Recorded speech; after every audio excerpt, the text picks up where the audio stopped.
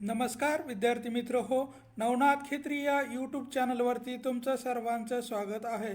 आज आपण ह्या व्हिडिओमध्ये बघणार आहोत मुंबई उच्च न्यायालय भरती 2026 प्रश्नपत्रिका संच क्रमांक 15 घेतला आहे। या व्हिडिओमध्ये आपण संपूर्ण मराठी व्याकरणावर आधारित वस्तुनिष्ठ प्रश्न व त्याची उत्तरं आपण घेतलेली आहेत। मित्र हो, अशाच नवनवीन व्हिडिओसाठी नवनाथ खेत्री या यूट्यूब चॅनलला सबस्क्राईब करा, लाईक करा, शेअर करा आणि कमेंट करायला विसरू नका। चला तर बघा व्हिडिओला सुरुवात करू। चला बघा, पहिला प्रश्न बघा, व्याकरण हे भाषा शुद्ध करणाऱ्या प्रयोजनाला बांधलेले आदेशात्मक शास्त्र आहे असे मत कोणत्या व्याकरणकाराने वर्त मांडले आहे?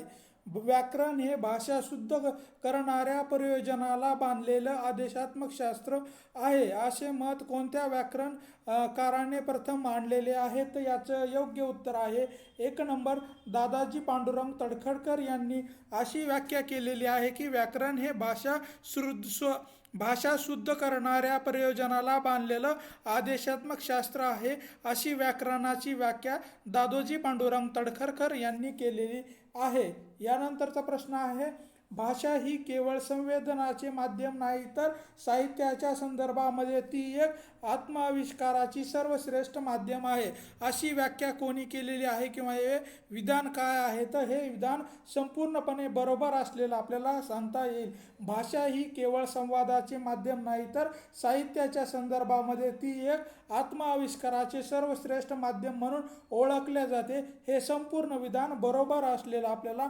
सांगता येईल। यानंतरचा प्रश्न आहे, खानदेश भागामध्ये बोलली जाणारी भाषा कोणती? तर खानदेश भागामध्ये बोलली जाणारी भाषा कोणती आहे? तर याचं योग्य उत्तर आहे 1 नंबर अहिराणी भाषा ही खानदेशामध्ये आपल्याला बोलली जाताना दिसून येते। अहिराणी भाषा ही खानदेशामध्ये मोठ्या प्रमाणामध्ये बोलली जाते। त्यानंतरचा प्रश्न आहे, शब्दाचे प्रथम लक्षण देणारे बाह्यरूप कोणते? शब्दाचे प्रथम लक्षण देणारे बाह्यरूप कोणते आहे? तर याचं योग्य उत्तर आहे नंबर 3 मूल वर्णन रूप। मूल वर्णन रूप हे आपल्याला शब्दाचे प्रथम बाह्य रूप सांगता येईल। मूल वर्णन रूप हे आपल्याला शब्दाचे बाह्य लक्षण असलेलं सांगता येईल। यानंतर आहे, पुढीलपैकी कोणते लेखन योग्य आहे? तर आपल्याला पुढीलपैकी कोणतं लेखन योग्य आहे ते सांगायचं आहे, म्हणजे की कोणता शब्द बरोबर आहे हे आपल्याला सांगायचं आहे। तर याचं योग्य उत्तर आहे नंबर ब। फक्त ब नंबरचा प्रश्न जे आहे ब बरोबर आहे, म्हणजेच हार हा शब्द जो काय आहे हे आपल्याला इथं बरोबर असलेला दिसून येतो। बाकीचे 2 पर्याय हे चुकीचे दिसून येतात। यानंतर आहे, मराठी व्याकरणामध्ये ई, उ आणि रू या शब्दाबद्दल अनुक्रमे ये व र असे आदेश होतात, त्यांना डॅश डॅश असे म्हणतात। तर मराठी व्याकरणामध्ये ई, उ आणि रू याबद्दल अनुक्रमे ये व र असे आदेश होतात, त्यांना डॅश डॅश असे म्हटले जाते। तर याचं योग्य उत्तर आहे नंबर 3, त्यालाच यनादेश देश असे म्हटले जाते। मराठी व्याकरणामध्ये ई, उ आणि रू याबद्दल अनुक्रमे ये व र असे आदेश होतात, त्यांना यनादेश असे म्हणता येईल। यानंतरचा प्रश्न आहे, विसर्ग हा एक डॅश डॅश वर्ण आहे। विसर्ग हा एक डॅश डॅश वर्ण आहे। तर याचं योग्य उत्तर आहे 3 नंबर विसर्ग हा कंठे वर्ण या प्रकारामध्ये मोडताना दिसून येतो। विसर्ग हा कंठे या प्रकारामध्ये मोडताना आपल्याला दिसून येतो। यानंतर आहे, खालील शब्दातील वर्ण रचना सांगा। आपल्याला खालील शब्दाची वर्ण रचना सांगायची आहे। कृष्ण या शब्दाची आपल्याला वर्ण रचना कशी केलेली आहे ती आपल्याला सांगायची आहे। तर याचं योग्य उत्तर आहे 2 नंबर कृष्ण या शब्दाची ही अशी आपल्याला या ठिकाणी रचना केलेली जात आहे। ती अर्धकृ, प्रश्न रू, श, न आणि अशी आपल्याला या कृष्ण शब्दाची फोड करता येईल किंवा त्याची वर्णाची रचना या प्रकारे करता येईल। त्यानंतर आहे, पुढीलपैकी वर्त्य ध्वनी कोणाला म्हणतात? पुढीलपैकी वर्त्य ध्वनी कोणाला म्हणतात? तर याचं योग्य उत्तर आहे दंत तालव्य। दंत तालव्य या प्रकाराला वर्त्य ध्वनी असं म्हटले जाते। दंत तालव्य ध्वनीला आपल्याला वर्त्य ध्वनी असं पण म्हटल्या जाते। यानंतरचा प्रश्न आहे या व्यंजनाची जोडाक्षरे लिहिण्याच्या किती पद्धती आहेत? व्यंजनाची जोडाक्षरे लिहिण्याच्या किती पद्धती आहे? तर याचं योग्य उत्तर आहे एकूण 4 पद्धतीमध्ये आपल्याला हे व्यंजन लिहिता येईल. हे व्यंजन 4 प्रकारे आपल्याला वेगवेगळ्या जोडाक्षराद्वारे लिहिता येते. यानंतरचा प्रश्न आहे शब्दाच्या समुच्चयाने एक विचार पूर्ण व्यक्त होतो त्यास व्याकरणामध्ये काय म्हणतात? शब्दाच्या समुच्चयाने एक विचार पूर्ण व्यक्त होतो त्यास व्याकरणामध्ये काय म्हणतात? तर याचं योग्य उत्तर आहे 1 नंबर, त्याला आपण वाक्य म्हणतो. अनेक शब्द जेव्हा एकत्र जोडले जातात तेव्हा त्याला व्याकरणाच्या भाषेमध्ये वाक्य असे म्हटले जाते. वाक्य या प्रकारा असं म्हटल्या जाते. यानंतर आहे उपपत्ती संबंधी खालील चुकीची जोडी शोधायची आहे. खालील चुकीची जोडी शोधायची आहे. तर याचं योग्य उत्तर आहे नंबर 3 संशय आणि शव ही आपल्याला चुकीची जोडी असलेली सांगता येईल. संशय आणि शव ही आपल्याला चुकीची या ठिकाणी उत्पत्तीच्या दृष्टीने चुकीची जोडी असलेली सांगता येईल. पुढीलपैकी कोणती संधी योग्य आहे? या ठिकाणी आपल्याला योग्य संधीचं उदाहरण सांगायचं आहे. तर याचं योग्य उत्तर आहे 2 नंबर मनोकामना ही आपल्याला योग्य संधीचं उदाहरण आपल्याला या ठिकाणी सांगता येईल. मनोकामना हे योग्य संधीचं उत्तर आहे. त्यानंतर आहे दिगत या शब्दाची आपल्याला संधी खालीलपैकी योग्य पर्याय निवडायचा आहे. दिगत या शब्दाची आपल्याला संधी योग्य प्रकारचा पर्याय निवडायचा आहे. तर याचं योग्य उत्तर आहे 4 नंबर प्लस अंत या आपल्याला दिगत या शब्दाचं हे योग्य संधीचं उदाहरण सांगता येईल. दिग अर्ध क प्लस अंत म्हणजेच दिगंत हे आपल्याला या प्रकारच्या संधीचं उदाहरण सांगता येईल. सज्जन या शब्दाचा आपल्याला संधी प्रकार ओळखायचा आहे. सज्जन या शब्दाचा आपल्याला संधी प्रकार सांगायचा आहे. तर याचं योग्य उत्तर आहे नंबर 4 व्यंजन संधीचं हे उदाहरण असलेलं आपल्याला सांगता येईल. सज्जन हे आपल्याला व्यंजन संधीचं हे उदाहरण आहे. सज्जन हे होय. त्यानंतर आहे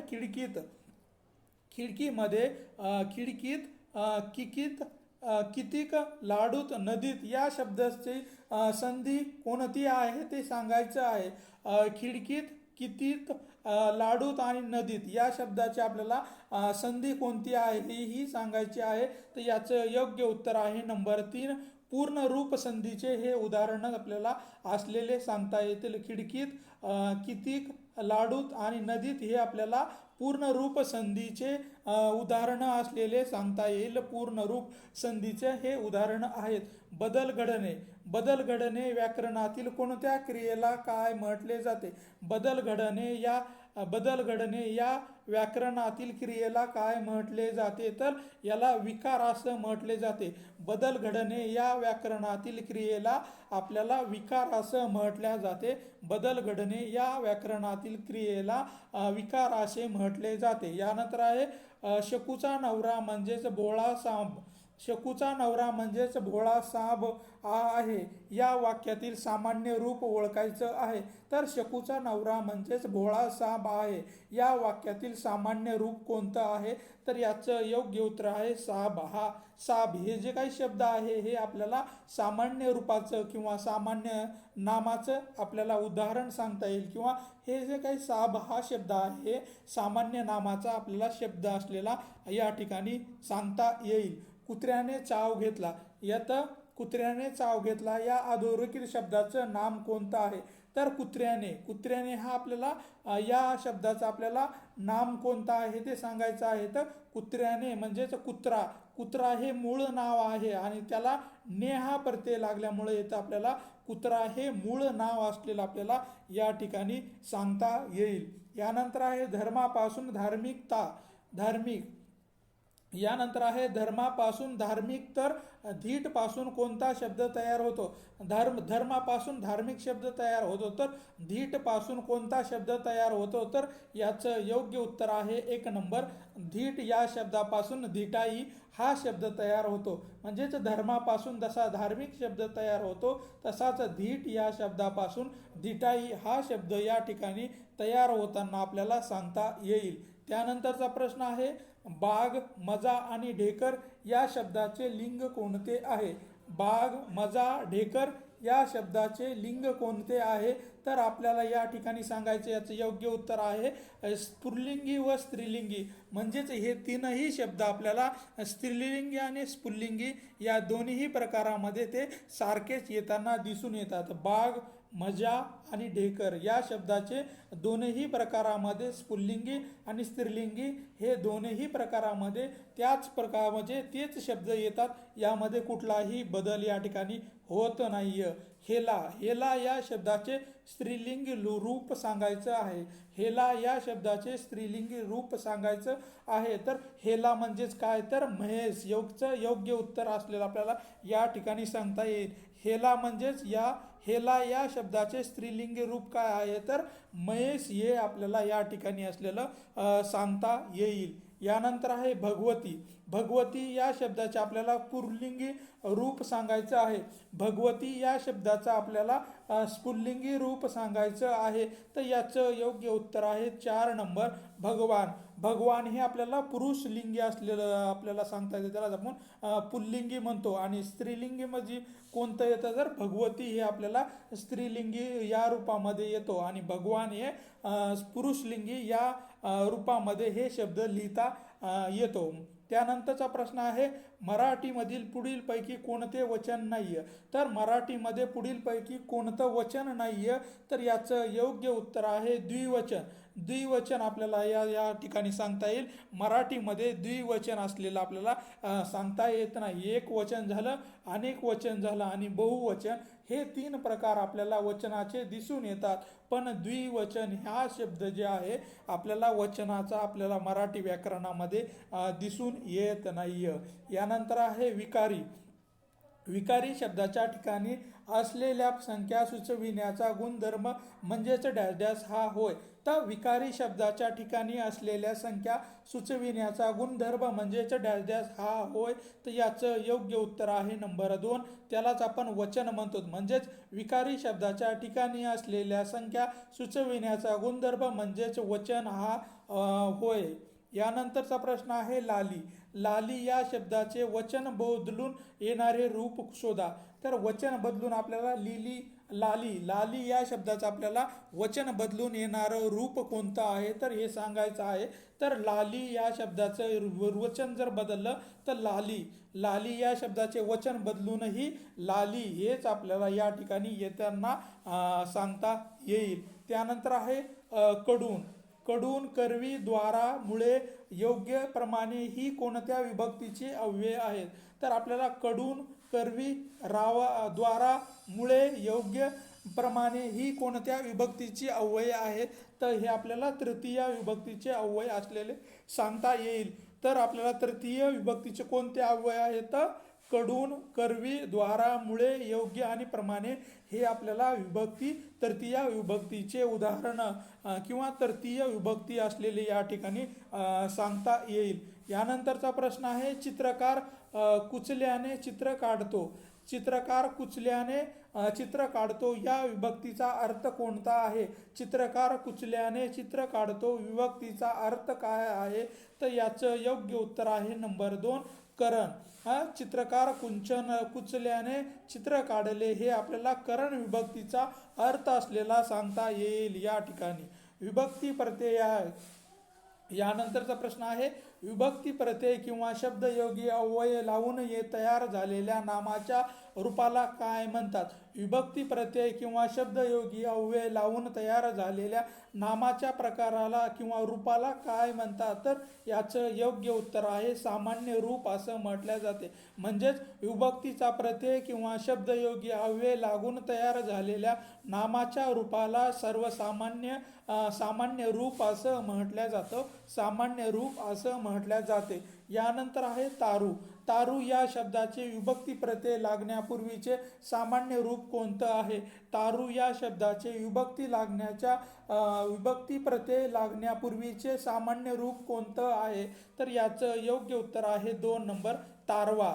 तारू या शब्दाचं विभक्ती प्रत्यय लागण्यापूर्वीचं सामान्य रूप कोणतं आहे? तर तारवा हे असलेलं आपल्याला सांगता येईल. यानंतर आहे कुणी काही म्हणा. कुणी काही म्हणा, कुणी काही म्हणा हा सर्वनामाचा कोणता प्रकार आहे? असा अचूक पर्याय निवडायचा आहे. कुणी काही म्हणा, कुणी काही म्हणा हा सर्वनामाचा कोणता प्रकार आहे?